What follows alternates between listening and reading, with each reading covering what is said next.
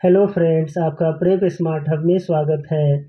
GFR series के इस video में आज हम जीएफआर के रूल 163 एवं 164 को कवर करेंगे। जीएफआर के रूल 163 में 2 बिड सिस्टम के बारे में पढ़ना है और 164 में 2 स्टेज बिडिंग के बारे में पढ़ना है। चलिए वीडियो की शुरुआत करते हैं और सबसे पहले हम 2 बिड सिस्टम के बारे में पढ़ते हैं। 2 बिड सिस्टम का यूज कौन कौन से सब्जेक्ट मैटर ऑफ प्रोक्यूरमेंट के लिए करते हैं उसको देख लेते हैं। तो इसमें जो पहला है कि हाई वैल्यू प्लांट के प्रोक्यूरमेंट के लिए क्या करेंगे, 2 बिड सिस्टम का यूज करेंगे। जैसे एग्जांपल में मान लेते हैं कि 10 मेगावाट का सोलर पावर प्लांट क्या करना है, लगाना है। तो उस केस में जो गवर्नमेंट है वो क्या करेगी, 2 बिड सिस्टम का यूज करेगी। 2 बिड सिस्टम से क्या करेगी, ये 10 मेगावाट का सोलर पावर प्लांट लगवाने के लिए 2 बिड सिस्टम का यूज करेगी। ठीक है, क्यों यूज करेगी, क्योंकि ये जो सोलर पावर प्लांट है इसको लगाने के लिए जो है ना, इसका सबसे पहले क्या देखना पड़ेगा, फिजिबिलिटी देखना पड़ेगा, फिर उसका डिजाइन करना पड़ेगा। उसके बाद जो है उसमें जो सामान लगेंगे उसके पैसे वगैरह, वो सारे आइटम्स वाइज पैसे, इंस्टॉलेशन, कमीशनिंग, ये सारी चीज़ इन्वॉल्व है। तो ये कॉम्प्लिकेटेड नेचर का वर्क है। तो इसको इसलिए 2 बिड सिस्टम में क्या कराएंगे, प्रोक्यूरमेंट कराएंगे इसका। ठीक है, जो दूसरा पॉइंट है इसमें वो देख लेते हैं। जो दूसरा है कि जैसे मशीनरी का कोई जो मशीनरी का अगर परचेज करना है, ठीक है, मशीनरी आइटम अगर परचेज करना है तो उस केस में भी हम 2 बिट सिस्टम को यूज करेंगे। तो जैसे मशीनरी में क्या करना है, जैसे मान लीजिए एक्सकेवेटर करना है। एक्सकेवेटर का मतलब है जो है मिट्टी वगैरह खोदने में जो मशीन का काम आता है, उस मशीन को अगर खरीदना है, या जो है बुलडोजर खरीदना है, बुलडोजर खरीदना है, तो ये भी क्या है, मशीनरी है। उसके अलावा मान लीजिए जैसे टनेल बोरिंग मशीन खरीदना है, यानी टनेल वगैरह बनाने में जो वहाँ जो चट्टान है उसको हटाने के लिए जो मशीन होता है उसको खरीदना है। तो ये सब भी किस में आएगा, 2 बिट सिस्टम के थ्रू खरीदा जाएगा, क्योंकि इसका जो स्पेसिफिकेशन होगा, टेक्निकल स्पेसिफिकेशन, वो काफ़ी कम्प्लेक्स होगा। तो इसीलिए इसको क्या करेंगे, 2 बिट सिस्टम में खरीदेंगे। ठीक है, आगे देखते हैं कि 2 बिट सिस्टम में खरीदने का जो प्रोसीजर है वो क्या है। तो देखिए 2 बिट सिस्टम में खरीदने का जो प्रोसीजर है इसमें है कि जो सबसे पहले जो बीड जो मंगवाएंगे, जो बीड सीक करेंगे, वो जो है 2 तरीके से करेंगे। उसमें क्या होगा, पहला तो उसमें होगा कि टेक्निकल बीड होगा, और दूसरा जो है फाइनेंशियल बीड होगा। क्या होगा, फाइनेंशियल बीड होगा। टेक्निकल बीड होगा, फाइनेंशियल बीड होगा। जो बीडर है वो क्या करेगा, टेक्निकल बीड और फाइनेंशियल बीड दोनों को क्या करेगा, दोनों को अलग अलग इन्वेलप में डाल के उसको सील कर देगा। क्या कर देगा, दोनों को अलग अलग इन्वेलप में डाल के सील कर देगा। जैसे मान लीजिए, जैसे ये बड़ा इन्वेलप है तो इसमें जो है 2 इन्वेलप, मान लीजिए 2 इन्वेलप बना लीजिए। ठीक है, तो ये टेक्निकल वाला हो गया, ये फाइनेंशियल वाला हो गया। तो ये जो टेक्निकल इन्वेलप, जो टेक्निकल बीड होगा और टेक्निकल जो इन्वेलप होगा उसमें बंद करके और उसको सील कर देंगे। फिर जो फाइनेंशियल बीड होगा उसको जो एक इन्वेलप में बंद करके उसको सील कर देंगे, और दोनों को एक बड़े से इन्वेलप के अंदर डाल देंगे। ठीक है, और उसको जो है फिर सबमिट करेंगे। तो ये प्रोसीजर है। ठीक है, आगे देखते हैं। आगे है कि क्या है, जो मिनिस्ट्री डिपार्टमेंट के पास जब वो टेक्निकल बीड और फाइनेंशियल बीड एक साथ जब आएगी लिफाफे के अंदर, तो मिनिस्ट्री डिपार्टमेंट फर्स्ट स्टेज में क्या करेगी, तो टेक्निकल बीड को ओपन करेगी। क्या करेगी, टेक्निकल बीड को ओपन करेगी। ठीक है, टेक्निकल बीड को क्या करेगी, फर्स्ट स्टेज में टेक्निकल बीड को ओपन करेगी। ठीक है, और सेकेंड स्टेज में क्या करेगी, तो सेकेंड स्टेज में फिर फाइनेंशियल बीड को ओपन करेगी। जब टेक्निकल बीड को ओपन करेगी तो जो मिनिस्ट्री डिपार्टमेंट की जो कमिटी होगी वो क्या करेगी, टेक्निकल बीड को क्या करेगी, इवैल्यूएट करेगी। क्या करेगी,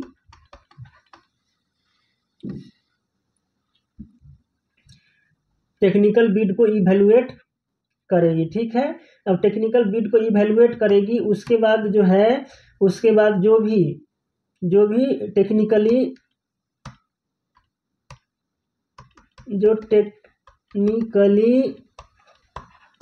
क्वालिफाई बिड होगा, जो टेक्निकली क्वालिफाइड बिड होगा, उसको मिनिस्ट्री डिपार्टमेंट क्या करेगी, डेट एंड टाइम कन्वे करेगी। क्या करेगी, कन्वे करेगी। ठीक है, for opening of financial bid. ठीक है, फाइनेंशियल बिड के लिए डेट एंड टाइम एडवांस में कन्वे कर देगी। और फिर क्या होगा, फिर जो है जो डेट होगा, जो भी फिक्स डेट है, जो फिक्स डेट है उस दिन क्या होगा, जो फाइनेंशियल बिड है उसको क्या कर दिया जाएगा, ओपन किया जाएगा। क्या किया जाएगा, ओपन किया जाएगा। और जो लोएस्ट कोटेड बीडर होगा उसको क्या हो जाएगा, उसको जो है टेंडर दिया जाएगा। उसको क्या कर दिया जाएगा, टेंडर अलॉट कर दिया जाएगा। ठीक है, तो टू बिड सिस्टम समझ में आ गया। टू बिड एक बार ब्रीफ में देख लेते हैं टू बिड सिस्टम को। जो टू बिड सिस्टम है उसमें क्या करते हैं कि जो हाई वैल्यू प्लांट है या मशीनरी है उसको परचेज करने के लिए हम टू बिड सिस्टम का उपयोग करते हैं। और इसमें जो प्रोसीजर होगा उसमें क्या करते हैं, जो बीडर होगा उससे एक ही साथ दोनों टेक्निकल बिड और फाइनेंशियल बिड दोनों एक ही साथ मंगवाएंगे। और जो है वो क्या करेगा, टेक्निकल बिड और फाइनेंशियल बिड दोनों को सिंगल लिफाफे में डाल के फिर एक बड़े लिफाफे में डाल देगा सील करके। और मिनिस्ट्री डिपार्टमेंट सबसे पहले टेक्निकल बिड को खोलेगी, जो उसमें क्वालिफाई करेगा। उसके बाद फाइनेंशियल बिड को खोलेगी, उसमें जो लोएस्ट कोट करेगा उसको वो दे दिया जाएगा। ठीक है, टू बिड सिस्टम में बेसिकली इतना ही है समझने का। आगे बढ़ेंगे और अगला पॉइंट, अगला जो हमारा है 164 नंबर, उसको देखते हैं, टू स्टेज बिडिंग। क्या है टू स्टेज बिडिंग? तो इसमें भी सबसे पहले हम देखेंगे कि जो टू स्टेज बिडिंग है उसका जो यूज है वो कौन कौन से सब्जेक्ट मैटर ऑफ प्रोक्यूरमेंट के लिए करते हैं। तो इसमें 4 तरह के सब्जेक्ट मैटर ऑफ प्रोक्यूरमेंट के लिए करते हैं। पहला तो ये है कि मान लीजिए मिनिस्ट्री डिपार्टमेंट जो है ना, मिनिस्ट्री डिपार्टमेंट जहाँ स्पेसिफिकेशन ठीक है आइडेंटिफाई करने में असमर्थ है, आइडेंटिफाई करने में क्या है, सक्षम नहीं है, असमर्थ है। ठीक है, without inviting technical inputs from bidder. ठीक है, जहां मिनिस्ट्री डिपार्टमेंट जो है जो भी स्पेसिफिकेशन है सब्जेक्ट मैटर का उसको आइडेंटिफाई करने में असमर्थ है, without inviting inputs from bidder, तो उस केस में हम टू स्टेज बिडिंग का यूज करेंगे। जैसे एक एग्जांपल में देख लेते हैं, इसका एग्जांपल देख लेते हैं पहले का। जैसे इसका एग्जांपल देख लेते हैं कि मान लीजिए किसी स्कूल वाले को क्या करना है, ई लर्निंग प्लेटफॉर्म क्या करना है, परचेज करना है। ठीक है, ई लर्निंग प्लेटफॉर्म परचेज करना है, लेकिन किसके लिए, बच्चों को जो भी स्टडी मटेरियल वगैरह प्रोवाइड कराने के लिए जो ई लर्निंग प्लेटफॉर्म क्या करना है, परचेज करना है किसी स्कूल वाले को। तो उसको पता नहीं है कि इसमें क्या क्या फीचर्स होने चाहिए, वो जो है उसको पूरी तरह से इसका नॉलेज नहीं है कि क्या क्या फीचर्स, थोड़ा बहुत नॉलेज तो है लेकिन पूरा नॉलेज नहीं है। तो उसके लिए वो क्या करेगा, पहले जो है टेक्निकल बिड जो है ना इनवाइट करेगा और जो है उससे क्या करेगा, स्पेसिफिकेशन वगैरह मंगवाएगा। ठीक है, क्या करेगा, पहले स्पेसिफिकेशन वगैरह मंगवाएगा। तो बेसिकली ये है कि जब और जो है जो इनपुट्स आएगा, टेक्निकल इनपुट्स आएगा बीडर से, तो स्कूल वाले को पता चलेगा कि उसमें स्टडी जो मटेरियल था, जो स्टडी मटेरियल है उसके साथ साथ जो है असेसमेंट का भी क्या होना चाहिए, असेसमेंट का भी फीचर होना चाहिए। ठीक है, असेसमेंट का भी फीचर रखना चाहिए। और जो है किसी भी स्टूडेंट को अगर जो कुछ पूछना है, ठीक है, क्वेश्चन, ठीक है, question and answer, question answer की फैसिलिटी भी क्या है, फैसिलिटी वाला फीचर भी उसमें होना चाहिए। प्रीवियस ईयर क्वेश्चंस भी उसमें क्या होने चाहिए, प्रीवियस ईयर क्वेश्चंस भी, और उसके सॉल्यूशंस भी जो है उसके भी फीचर होने चाहिए, ठीक है। तो बेसिकली ये है कि जब वो इस जो ई लर्निंग प्लेटफॉर्म जो स्कूल वाले को क्या करना है, परचेज करना है, तो उसके लिए पहले वो टेक्निकल इनपुट्स मंगवाएगा, और टेक्निकल इनपुट्स मंगवाने के बाद उसको पता चलेगा क्या क्या फीचर रख सकते हैं, फिर उसके बाद वो क्या करेगा, टेंडर इंक्वायरी निकालेगा, ठीक है। तो क्लियर है, इसमें समझ में आ गया होगा सब्जेक्ट मैटर प्रोक्यूरमेंट, जिसमें जो पहले से क्या मिनिस्ट्री डिपार्टमेंट जो है क्या करेगी, पहले से जो है वो स्पेसिफिकेशन आइडेंटिफाई नहीं कर सकती है, उसके लिए उसको टेक्निकल इनपुट्स बीडर से लेना पड़ेगा, उसके बाद वो आइडेंटिफाई करेगी, ठीक है। तो इस तरह के केस में 2 स्टेज बिडिंग का प्रयोग होता है। जो बी है, बी में देख लेते हैं, बी में क्या है। तो बी में दिया हुआ है, जैसे ए में था कि स्पेसिफिकेशन पहले से आइडेंटिफाई करने में समर्थ नहीं है, और बी में दिया हुआ है कि ऐसा प्रोक्यूरमेंट करना है जिसमें टेक्नोलॉजिकल क्या हो रहा है, टेक्नोलॉजिकल एडवांसमेंट, ठीक है, टेक्नोलॉजिकल एडवांसमेंट रैपिडली हो रहा है, ठीक है, टेक्नोलॉजिकल एडवांसमेंट रैपिडली हो रहा है, और मार्केट का फ्लक्चुएशन भी काफ़ी है, मार्केट का क्या है, फ्लक्चुएशन भी काफ़ी देखने को मिल रहा है, ठीक है, काफ़ी देखने को मिल रहा है। तो इस केस में भी हम 2 स्टेज बिडिंग का यूज करेंगे। जैसे इसका एक एग्जांपल देख लेते हैं, कि मान लीजिए एडवांस्ड क्या है, एडवांस्ड साइबर सिक्योरिटी सॉल्यूशंस जो है एसबीआई को क्या करना है, मान लीजिए बाई करना है, ठीक है। एडवांस साइबर सिक्योरिटी सॉल्यूशंस जो है एसबीआई को क्या करना है, बाई करना है। तो आप देख रहे हैं कि आजकल जो है साइबर क्राइम कितना हो रहा है, कितना लोगों के साथ लोगों के बैंक से जो है खाते से पैसे चोरी हो रहे हैं। तो एसबीआई जो है ना, वो है इसमें काफ़ी रैपिडली जो है चीज़ें जो है बदल रही है। तो एसबीआई जो है इसका सॉल्यूशंस क्या करना चाह रही है, परचेज करना चाह रही है। तो इसको पता नहीं है कि क्या क्या फीचर्स रख सकते हैं, कैसे काउंटर कर सकते हैं। तो उसके लिए पहले क्या करेगी, वो टेक्निकल क्या करेगी, इनपुट्स इनवाइट करेगी, उसके बाद वो स्पेसिफिकेशन बनाएगी, और उसके बाद जो है वो परचेज करेगी, ठीक है। तो बेसिकली जो है बी में यही है कि इस तरह का अगर कोई मैटर है जिसमें टेक्नोलॉजिकल एडवांसमेंट जो है तेजी से हो रहा है, मार्केट फ्लक्चुएशन कर रहा है, तो इस तरह के केस में भी 2 स्टेज बिडिंग का यूज करेंगे। थर्ड नंबर में जो सी नंबर है, सी नंबर में देखते हैं, सी नंबर में है कि मान लीजिए मिनिस्ट्री डिपार्टमेंट को, जैसे मिनिस्ट्री डिपार्टमेंट है उसको क्या करवाना है, किसी चीज़ पे रिसर्च करवाना है, क्या करवाना है, रिसर्च करवाना है, स्टडी करवाना है, ठीक है, रिसर्च करवाना है, स्टडी करवाना है, एक्सपेरिमेंट करवाना है, या किसी चीज़ का डेवलपमेंट करवाना है, ठीक है। तो इस केस में मिनिस्ट्री डिपार्टमेंट क्या करेगी, 2 स्टेज बिडिंग का इस्तेमाल करेगी परचेज करने के लिए। जैसे मान लीजिए एमओएफएनसीसी को स्टडी करवाना है किस पे, तो study on climate impact assessment पे, study on climate impact assessment पे, study on climate impact assessment पे कहाँ, तो जो हिमालयन रीजन है, हिमालयन रीजन है जहाँ पे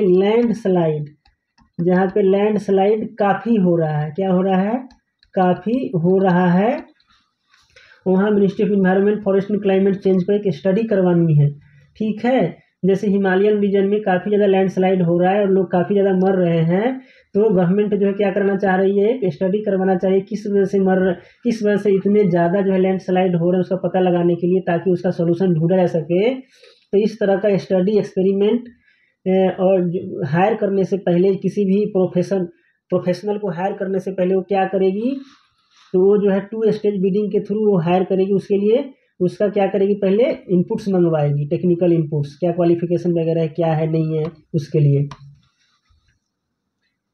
नेक्स्ट हम देखेंगे डी नंबर।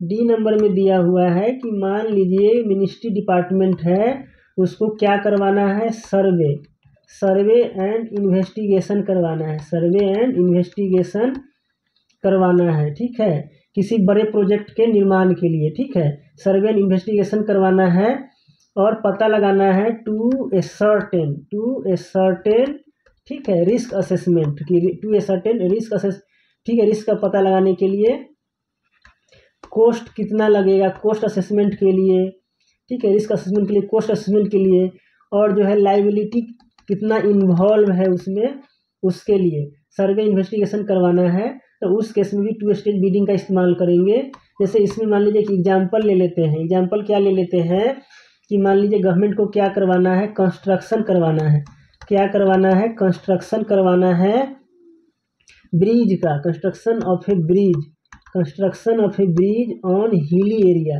जैसे हिली एरिया में गवर्नमेंट को किसी ब्रिज का, ठीक है, कंस्ट्रक्शन करवाना है, तो उसके लिए गवर्नमेंट सबसे पहले क्या करेगी, सर्वे एंड इन्वेस्टिगेशन करवाएगी कि वहाँ ब्रिज बन सकता है कि नहीं बन सकता है, और बन जाएगा तो उसका सस्टेनेबल करने का कितना चांसेज है, मतलब कितना जो है वहाँ रिस्क कितना है, वहाँ बन जाएगा तो जब गाड़ी चलेगी तो रिस्क कितना है कि एक्सीडेंट कम से कम हो, रिस्क असेसमेंट के लिए पैसा कितना लगेगा इसमें।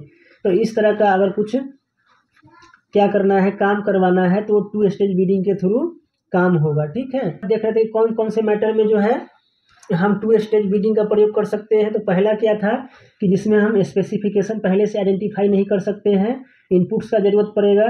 दूसरा क्या था, दूसरा में था कि रैपिडली जो है टेक्नोलॉजिकल एडवांसमेंट हो रहा है, मार्केट फ्लक्चुएट कर रहा है, वो था। सी नंबर में क्या था, गवर्नमेंट को कोई स्टडी करवाना है, रिसर्च करवाना है, एक्सपेरिमेंट करना है। डी नंबर में क्या था, गवर्नमेंट को सर्वे इन्वेस्टिगेशन करवाना है। तो इस तरह के मैटर में टू स्टेज बिडिंग का इस्तेमाल होगा, ठीक है। आगे देख लेते हैं इसका प्रोसीजर क्या है। तो इसका प्रोसीजर है, जो इसका प्रोसीजर है वो देख लेते हैं। तो प्रोसीजर है इसमें कि सबसे पहले क्या होगा, फर्स्ट स्टेज में एडवर्टाइज टेंडर इंक्वायरी के थ्रू गवर्नमेंट जो है क्या करेगी, टेक्निकल बिड इनवाइट करेगी। जो इसमें प्रोसीजर होगा वो होगा एडवर्टाइज टेंडर इंक्वायरी के थ्रू होगा,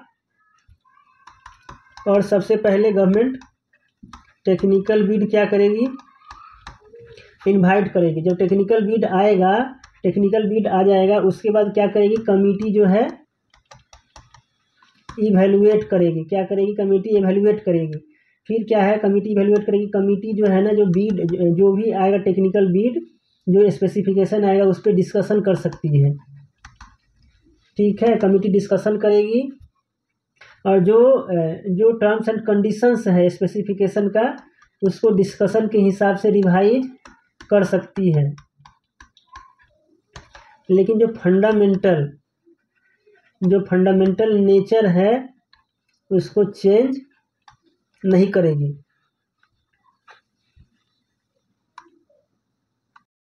अगला पॉइंट है, फाइनेंशियल बिड इनवाइट करेगी with bid price. Financial bid invite करेगी विथ बिड प्राइस। अभी तक आप देख रहे थे कि सबसे पहले टेक्निकल बिड इनवाइट किया गया था, उसके बाद कमिटी टेक्निकल बिड को इवैल्यूएट की, इवैल्यूएट करने के बाद उस पर डिस्कशन हुआ। डिस्कशन के बाद कमिटी को लगा कि कुछ स्पेसिफिकेशन को कम करना चाहिए, कुछ स्पेसिफिकेशन और ऐड करना चाहिए, तो कमिटी क्या कर सकती है, अकॉर्डिंगली जो है उसको रिवाइज कर देगी। उसके बाद जो है फाइनेंशियल बिड इनवाइट किया जाएगा विथ बिड प्राइस, और जो भी बीडर जो है क्या है, लोएस्ट प्राइस कोट करेगा, उसे क्या किया जाएगा, उसे टेंडर दिया जाएगा, उसे टेंडर अलॉट कर दिया जाएगा, ठीक है। उसे टेंडर क्या कर दिया जाएगा, अलॉट कर दिया जाएगा। और इसमें जो है एक और चीज़ है कि जब जो है जो बिड था वो रिवाइज कर दिया गया था, उसकी वजह से अगर कोई बीडर इनएलिजिबल हो गया तो उस केस में क्या करेगा, उस केस में अपना वो बिड क्या कर सकता है, विड्रॉ कर लेगा। क्या कर लेगा, विड्रॉ करेगा, ठीक है, विड्रॉ करेगा। और जो उसका सिक्योरिटी मनी है, जो बिड सिक्योरिटी है, उसको क्या कर दिया जाएगा, रिटर्न कर दिया जाएगा, फोरफिट नहीं किया जाएगा, रिटर्न कर दिया जाएगा, ठीक है। तो हमारा जो वीडियो है यहीं पे समाप्त होता है। आशा करते हैं आपको ये वीडियो अच्छा लगा होगा। वीडियो को देखने के लिए बहुत बहुत धन्यवाद।